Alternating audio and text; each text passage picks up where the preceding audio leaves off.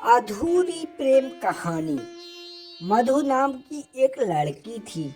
लड़की के घर के ठीक सामने एक तिराहा पड़ा था। वहां से एक सड़क पूरब दिशा में जाती थी और एक सड़क उत्तर दिशा में जाती थी। पश्चिम दिशा में उस मधु का घर पड़ता था।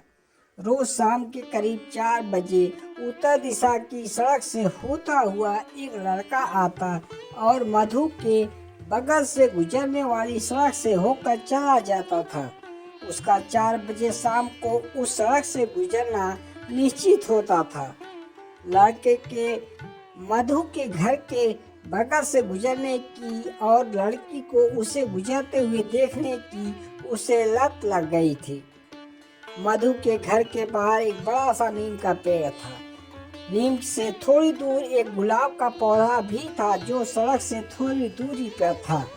लड़का सड़क पर गुजरते हुए फूलों को सलाह कर जाता और शायद यह मधु के लिए कोई संदेश होता था। उसके जाने के बाद मधु जाकर उस फूलों को सलाह ले रही थी। लड़का खूबसूरत और जवान था। वह लड़का अमीर घराने से ताल्लुक रखता था। उसके घर के नौकर चाकर थे। उसके पास अपनी एक बाइक भी थी। लेकिन लड़का अपने गांव से लड़की के गांव तक लगभग 3 किलोमीटर की दूरी थी पैदल चला करता था। वह कभी कभार साइकिल से भी आता था।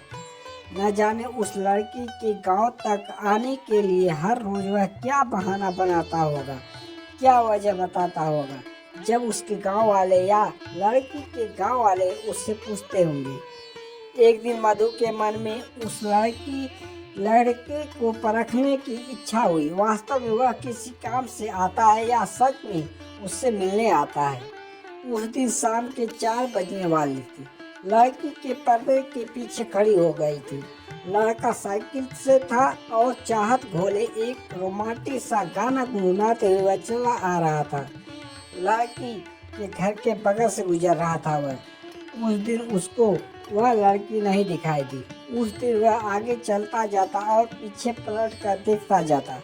लड़की खुद को रोक नहीं पाई और पर्दे के पीछे से बाहर आ गई। लड़की को देखकर उसे दिखता ही रह गया। सामने उसके एक गड्ढा था। लड़का साइकिल सहित उस गड्ढे में गिर गया।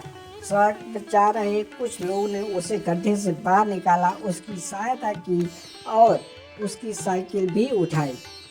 फिर से वो आगे की ओर चलता हुआ पीछे देख रहा था।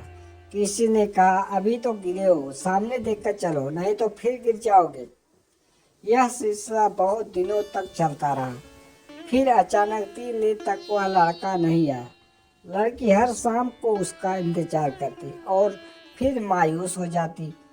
चौथे दिन लड़का जब आया, लड़की ने जैसे उसे आंखों से शिकायत की कि इतने दिन क्यों नहीं आए।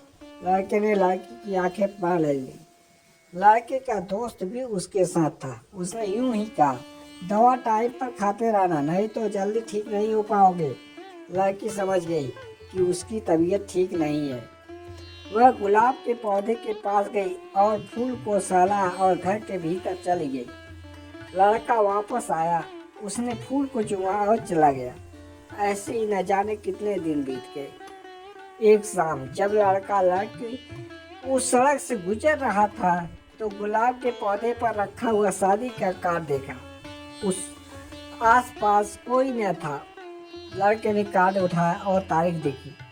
आज से करीब 15 दिन के बाद उसकी शादी में बचे थे कुछ भी। लड़का हर रोज उसी तरह ठीक सामने 4 बजे सड़क से गुजरा और लड़की की हर रोज उसे दिखती थी।